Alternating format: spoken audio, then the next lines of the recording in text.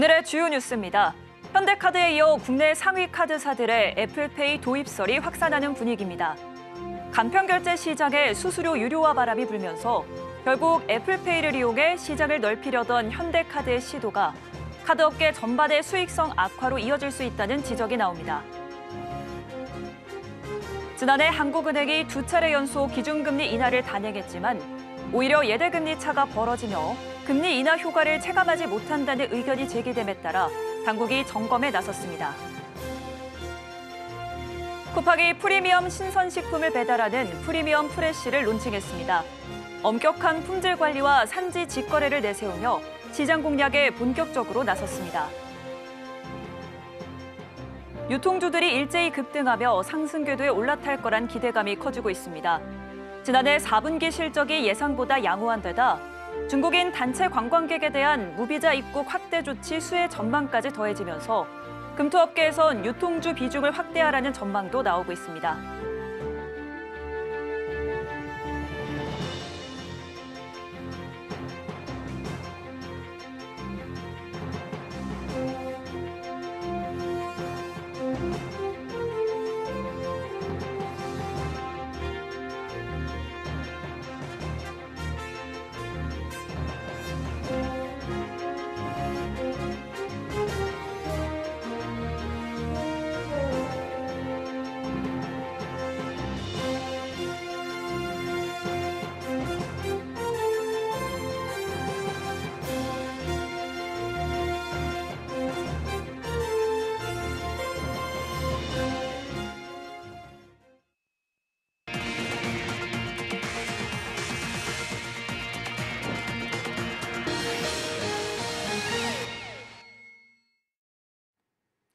여러분 안녕하십니까? 2월 24일 서울경제 뉴스5 시작합니다.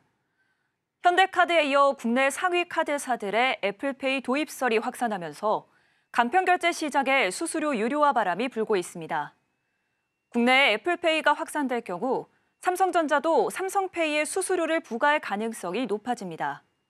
결국 애플페이를 이용해 시장을 넓히려던 현대카드의 시도가 카드업계 전반의 수익성 악화로 이어질 수 있다는 지적이 나옵니다. 김도하 기자입니다. 현대카드가 지난 2023년 국내 최초로 애플페이를 도입한 지 2년 만에 국내 카드사들의 추가 진입설이 급물살을 타고 있습니다.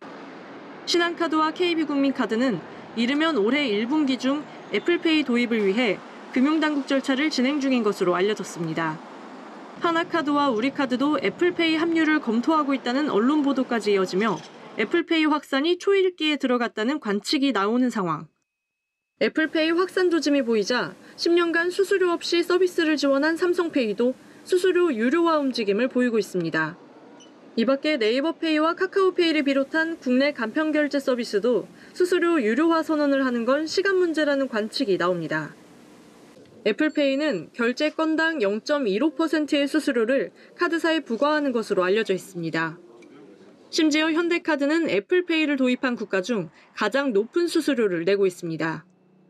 삼성전자가 운영하는 삼성페이는 지난 2015년 국내 서비스를 시작한 이후 별도 수수료를 받고 있지 않습니다. 카드사들은 계속되는 가맹점 수수료 인하와 카드론 규제 등 영업 환경이 악화하자 애플페이로 활로를 찾겠다는 포석입니다. 하지만 카드사 전반에 애플페이 도입이 공식화되면 삼성전자도 카드사들과 삼성페이 서비스 재계약 시점인 오는 8월쯤 수수료 유료화 전환이 현실화할 것이란 관측이 나옵니다. 업계에서는 국내 간편결제 시장 점유율 1위인 삼성페이가 애플페이와 같은 0.15%의 수수료를 부과할 경우 카드사들이 연 700억 원가량의 수수료를 추가 부담할 것으로 추산하고 있습니다. 이에 다른 간편결제사들까지 수수료 유료화를 선언할 경우 카드사들은 심각한 수익성 악화에 빠질 수 있다는 관측입니다. 특히 카드사의 수익성 악화는 바로 소비자 혜택 축소로 이어지게 됩니다. 결국 금융당국까지 나서 카드사들의 애플페이 수수료 부담이 소비자에 전가되는 건 적절치 않다는 메시지를 시장에 내놓고 있습니다. 김병환 금융위원장은 오늘 정부 서울청사에서 열린 출입기자단 원례간담회에서 수수료 부담이 가맹점과 소비자에게 전가되지 않도록 한다는 기조를 유지할 것이라며 애플페이가 시장에 미칠 영향을 면밀히 지켜보고 현재 스탠스 변경이 필요한 상황이 된다면 고민해보겠다고 밝혔습니다. 서울경제TV 김도아입니다.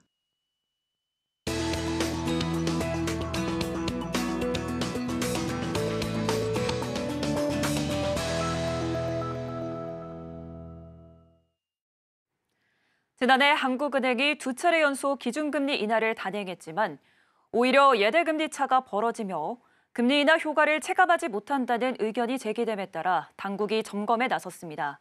관련해서 금융증권부 이연아 기자와 자세히 알아보겠습니다. 기자님 어서 오세요. 안녕하세요. 네, 이번 달부터 시중은행들이 예금 상품 금리 인하에 나섰다고요? 네, 주요 시중은행의 예금금리가 연 2%대로 떨어지고 있습니다. KB국민은행은 오늘부터 특정 예금 상품의 금리를 기존 연 3%에서 2.95%로 낮췄습니다. 신한은행도 지난 20일부터 특정 예금 상품 금리를 연 3%에서 2.95%로 인하했습니다. 이 두 상품이 2%대 금리로 떨어진 것은 모두 2년여 만입니다.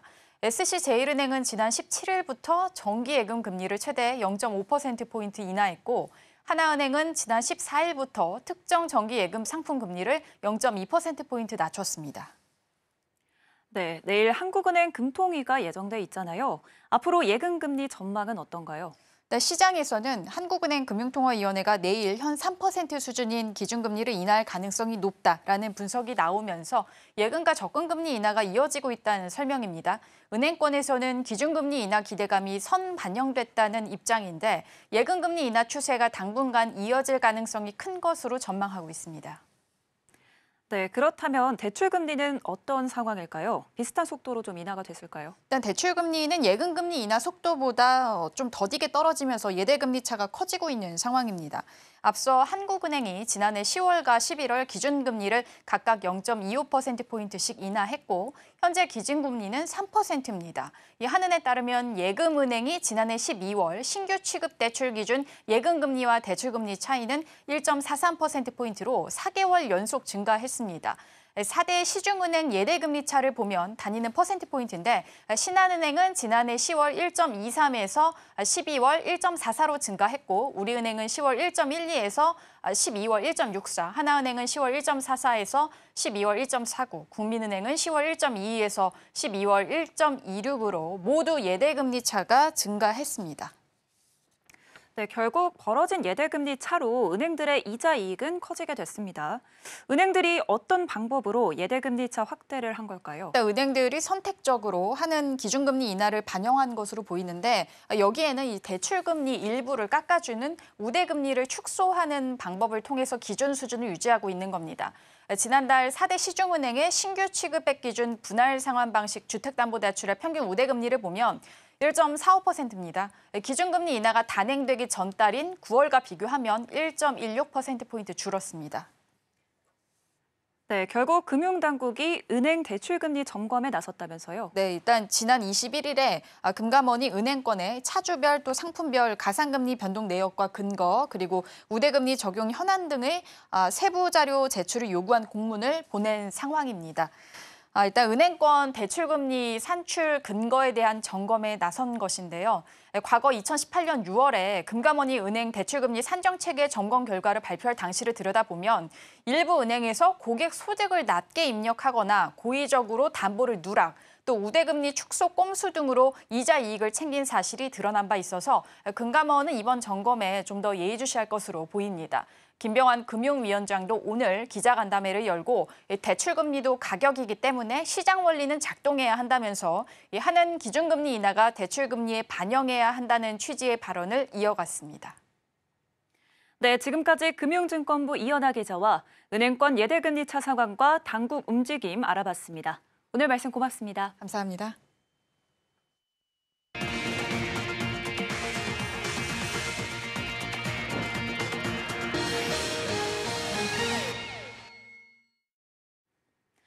쿠팡이 프리미엄 신선식품을 배달하는 프리미엄 프레쉬를 론칭했습니다. 엄격한 품질 관리와 산지 직거래를 내세우며 시장 공략에 본격적으로 나섰습니다. 이혜연 기자입니다. 쿠팡이 본격적으로 프리미엄 신선식품 시장 공략에 나섰습니다.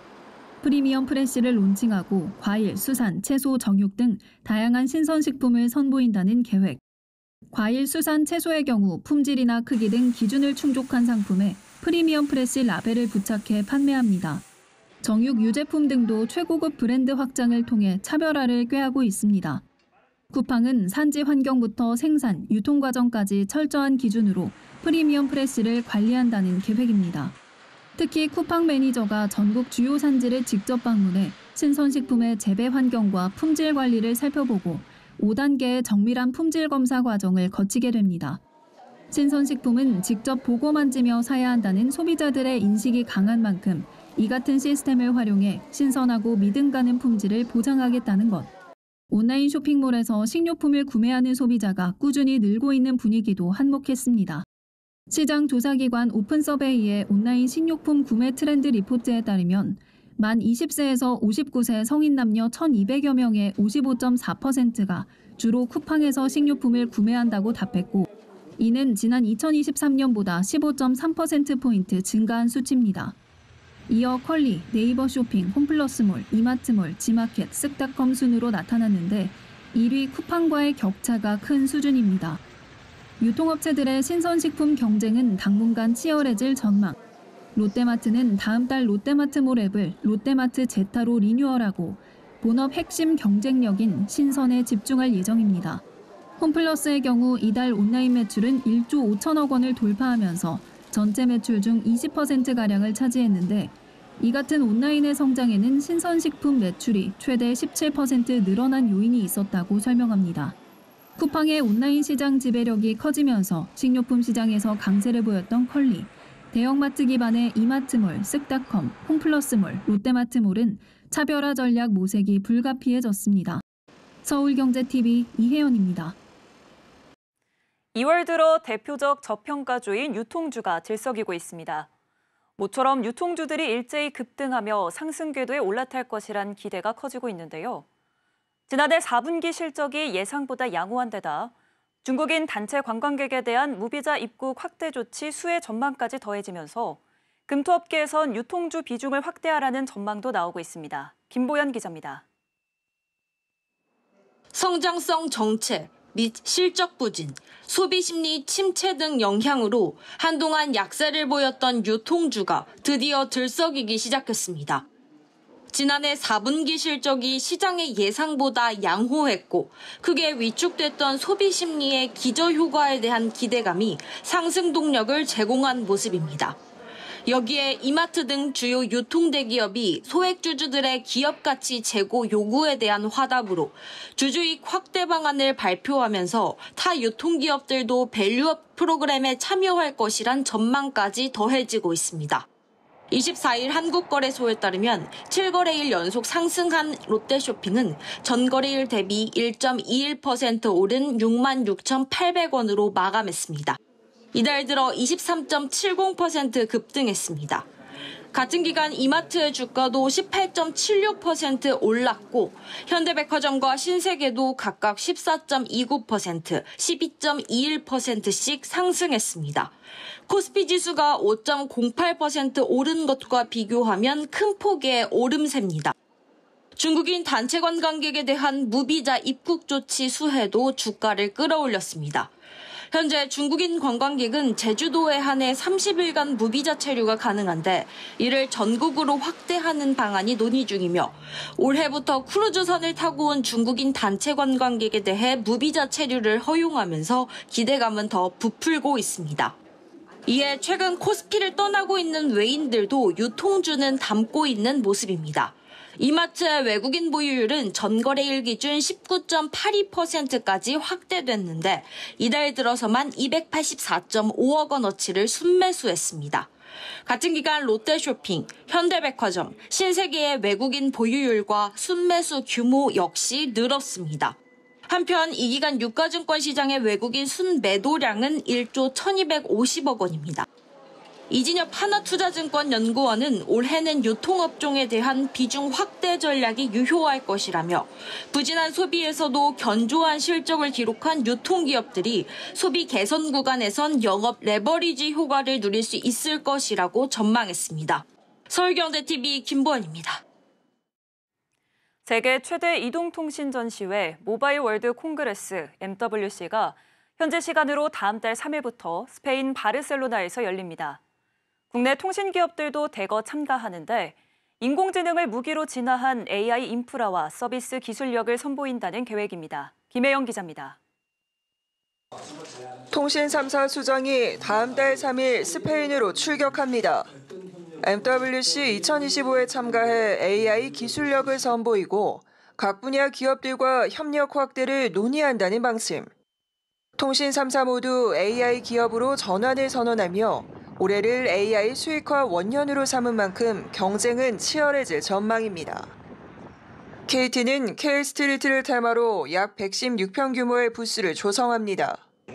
전시관 규모를 지난해보다 1.7배 키우고 K컬처와 AI를 결합한 7개 테마 공간을 마련했습니다.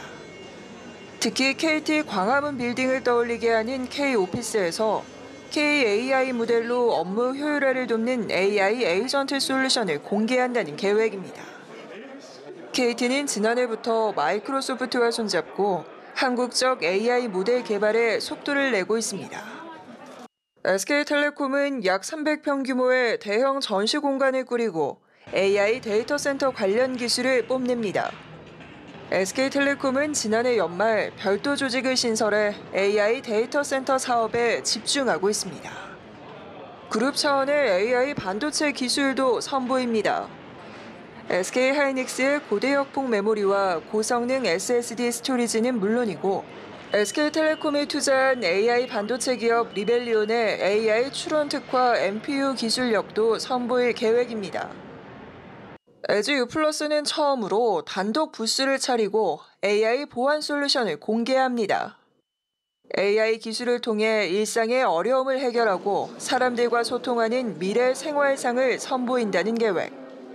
자체 개발한 AI 모델 익시젠과 AI 비서 역할을 하는 익시오를 전면에 내세우고 보이스피싱을 방지하는 기술, AI 기반 영상 분석 솔루션 등을 선보인다는 방침입니다. 서울경제TV 김혜영입니다. 올해 5월 중국 정부가 한알력을 해제할 수 있다는 가능성이 제기되면서 국내 게임업계도 기대감이 커지고 있습니다. 그간 중국은 일명 파노라 불리는 서비스 허가권을 발급받은 게임만 자국 내 서비스를 허용해 진입장벽이 높은 시장으로 여겨져 왔는데요. 한알력이 해제되면 중국 시장 진출이 용이해질 거란 전망에 국내 게임업계도 분주한 모습입니다. 이수빈 기자입니다. 중국 정부가 올해 5월 한알력을 해제할 가능성이 있다는 소식이 전해지며 국내 게임업계가 들썩이고 있습니다. 그간 파노 발급으로 인해 진입장벽이 높았던 중국 시장 진출에 대한 기대감이 커지는 모습입니다. 중국 정부는 콘텐츠 심사 후 파노, 즉 서비스 허가권을 발급받은 게임만 서비스를 허용해 진입장벽이 높은 시장으로 인식되었습니다. 특히 한알력 발동 이후 한국 게임에는 더 엄격한 잣대가 적용돼 지난해 중국에서 파노를 받은 한국 게임은 10개에 불과했습니다. 그러나 중국이 이르면 내달 한국에 문화사절단을 파견할 것으로 전해지며 한알력 해제 가능성이 나오는 상황. 한알력이 해제되면 다수의 게임이 파노를 발급받을 수 있는 환경이 조성될 것이란 관측이 나옵니다. 이에 국내 게임사들도 중국 시장 진출에 분주한 모습입니다. NC소프트는 리니지 2M 등 다중 접속 역할 수행 게임 장르를 바탕으로 중국 서비스를 준비 중입니다. 시프트업은 앞서 홍콩과 마카오에서 이미 흥행했던 승리의 여신 니켈을 올 상반기에, 위메이드는 대표작 미르엠을 하반기 중국에 선보일 예정입니다. 중국 시장은 게임업계에서 그야말로 기회의 땅. 지난해 중국 게임 시장 규모는 1236억 달러에 달해 미국에 이어 전 세계에서 두 번째로 큰 시장으로 꼽힙니다. 또 넓은 이용자층을 바탕으로 한번 흥행하면 수년간 안정적인 수익을 노릴 수 있다는 점도 장점입니다. 다만 한알력으로 국내 기업의 중국 시장 진출이 더딘 사이 중국 기업들의 게임 역시 한층 발전했다는 점을 고려해야 한다는 분석도 나옵니다. 그간 기술력을 갖춰온 중국 게임사들과의 경쟁에서 살아남기 위해서 국내 게임사들의 철저한 준비가 필요하다는 지적입니다. 서울경제TV 이수빈입니다. 피부 주름을 펴는 미용 의약품인 보툴리눔 톡신이 제약업계의 새 먹거리로 떠오르고 있습니다. 국내는 물론 해외에서도 성장 가능성이 커 진출하는 기업이 늘고 있는데요. 톡신 제제는 원가가 저렴한 데다 소비자들이 주기적으로 시술해 한번 잘 만든 제품은 효자 노릇을 톡톡히 하고 있습니다. 이혜란 기자입니다. 미용 시술에 대한 관심이 커지면서 보툴리눔 톡신 시장도 가파르게 성장하고 있습니다. 보툴리눔 톡신 제제는 신경 말단에서 신경 전달 물질을 억제시켜 근육을 일시적으로 마비시키는 의약품. 주름을 예방하거나 개선하는 효과 덕에 미용 시술에 사용됩니다. 최근엔 적응증을 확대해 일부 제품은 경부근 긴장 이상, 편두통 치료 등의 임상시험을 거치고 있습니다. K-뷰티 시술 등을 경험하는 외국인도 늘면서 해외 시장에서 국내 브랜드의 인지도도 함께 높아지는 추세. 국내 보툴리눔 톡신 대표 3사는 메디톡스, 휴젤, 대웅제약인데 이들은 미국, 동남아, 중동 등 다양한 국가로 진출하며 시장을 넓히고 있습니다. 제약업계에 따르면 글로벌 보툴리눔 톡신 시장 규모는 2024년 약 12조 원, 오는 2030년엔 31조 원까지 성장할 전망입니다. 보툴리눔 톡신은 균주를 잘 확보해 의약품으로 만들고 나면 계속 배양해서 낮은 원가의 제품을 만들 수 있어 수익성이 높다는 장점이 있습니다. 보툴리눔 톡신 기업들이 호실적을 거두면서 후발주자들도 잇따라 경쟁에 뛰어드는 추세. 오늘 동국제약은 보툴리눔 톡신 제제 비에녹스주를 론칭했습니다. 한국 BNC에서 국내 독점 판권 계약을 체결한 동국제약은 국내 판매를 본격화했습니다. GC 녹십자 웰빙도 최근 톡신 제제 특화 기업 이니바이오의 경영권이 포함된 지분을 얻으며 시장 진출에 나설 계획입니다. 충북 오송에 톡신 전용 생산 공장을 보유한 종근당 바이오는 3상 임상 시험을 앞두고 있고 임상 성공 시 2027년 상업화할 것으로 전망됩니다. K제약 기업들은 보툴리눔 시장의 지배력을 높이기 위해 신흥시장 공략, 새로운 적응증 추가, 가격 경쟁력 등을 내세우며 치열한 경쟁을 펼치고 있습니다. 서울경제TV 이혜란입니다. 화석 연료와 친환경 연료 사이 교두보 역할을 하는 천연가스 가격이 급등하고 있습니다. 강추위로 난방이 증가하고 트럼프발 관세 대응책으로 LNG 수입 확대가 대안으로 부상하는 등 천연가스 사업에 대한 관심이 커지고 있는데요. 국내 기업들이 해외에서 추진하고 있는 가스전 사업이 주목받고 있습니다. 김효진 기자입니다. 천연가스 가격이 급등하며 국내 기업의 해외 가스전 사업이 주목받고 있습니다. 미국 뉴욕 상업거래소에서 거래되는 천연가스 선물 가격은 지난주 4달러를 돌파했습니다. 천연가스 선물 가격은 지난 1월 중순을 제외하면 줄곧 3달러대를 유지해왔습니다. 천연가스 가격이 급등한 건 천연가스 수요 확대에 영향이 큽니다. 강추위가 지속되며 난방 연료로서의 수요가 늘었기 때문. 여기에 트럼프 미국 대통령의 관세 정책도 영향을 끼쳤습니다.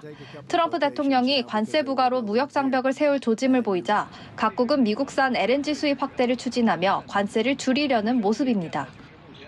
액화 천연가스를 뜻하는 LNG는 기체 상태의 천연가스를 액체로 변환한 것입니다. 천연가스는 운송, 보관 시 편리함과 안전성을 위해 통상 액체 상태로 변환합니다. LNG 가격 급등에 천연가스를 시추하며 가스전 사업을 추진하고 있는 국내 기업들도 주목받고 있습니다. 천연가스 시추는 전체 LNG 밸류체인 업스트림에 해당합니다. 포스코 인터내셔널은 천연가스 평가와 탐사, 개발, 생산, 운영 등 전체 밸류체인에 걸쳐 사업을 진행 중입니다. 미얀마 해상가스전과 호주 육상가스전에서 천연가스를 시추하고 있습니다. 말레이시아와 인도네시아에서는 천연가스 매장량 등 사업성을 평가하고 있습니다. 이와 관련해 광양에 LNG 탱크 8기를 보유하고 있으며 LNG 추진선에 LNG를 주입하는 벙커링 사업도 확대하고 있습니다. SK 이노베이션 ENS는 오는 9월 호주 바로사 가스전 개시를 앞두고 있습니다. SK 이노베이션 ENS는 호주 바로사 가스전 개발을 위해 약 13년간 투자해왔습니다. 올해 3분기 바로사 가스전에서 생산을 시작하고 오는 2030년 LNG 트레이딩 물량을 1,000만 톤까지 늘리겠다는 목표입니다. 트럼프발 관세 대응책으로 한국과 일본 등이 미국산 LNG 도입 확대를 논의하고 있는 가운데 천연가스 수요가 늘면서 우리 기업들의 LNG 사업도 탄력이 붙을 것으로 관측됩니다. 서울경제TV 김효진입니다. 삼성전자가 전국 삼성전자 노동조합과 2025년 임금단체협약 잠정합의안을 오늘 도출했습니다. 2025년 임금교섭을 시작한 지난 1월 7일 이후 약 48일 만이며 작년부터 이어온 단체 교섭도 이번 임금교섭과 병행해 마무리했습니다. 삼성전자는 평균 임금 인상률 5.1%, 자사 제품 구매에 사용할 수 있는 패밀리 넷몰 200만 포인트와 자사주 30주를 전 직원에게 지급하고 성과급 제도 개선을 위해 노사 공동 TF를 운영하기로 했습니다. 또 3자녀 이상 직원 정년 후 재고용도 제도화하기로 했습니다. 전국 삼성전자 노동조합은 다음 달 5일까지 조합원 찬반 투표를 진행할 예정입니다. 김병환 금융위원장이 3월 말 주식시장 전체 종목을 대상으로 공매도를 재개한다는 방침을 밝혔습니다. 전면 재개 시 일부 종목의 공매도가 집중될 수 있다는 우려와 관련해선 공매도 과열 종목 지정 제도를 한시적으로 확대 운영해 충격을 완화하겠다고 말했습니다. 현대제철이 오늘 정오부터 당진 제철소 냉연 공장의 일부 설비에 대해 부분 직장 폐쇄를 실시했습니다. 노조와의 임금 및 단체 협약 협상이 지지부진한 가운데 게릴라 파업 등 쟁의 행위가 이어지자 경제적 손실을 막기 위해 방어 목적의 직장 폐쇄를 결정한 겁니다. SPC 삼립은 오늘부터 편의점 판매 제품인 크림빵, 정통 보름달 등 빵 제품 50여 종의 가격을 최대 20% 인상했다고 밝혔습니다. 대표 제품인 크림빵 가격은 기존 1,400원에서 1,600원으로 14.2% 올랐습니다. 오비맥주가 대표 브랜드 카스의 브랜드 아이덴티티를 새 단장했습니다. 새 로고는 기존보다 더 세련되게 디자인됐고 로고 하단의 프레시 서체를 기존 흘림체에서 간결한 스타일로 변경했다고 설명했습니다. 서울경제 뉴스5 저희가 준비한 소식은 여기까지입니다. 함께해 주신 여러분 고맙습니다.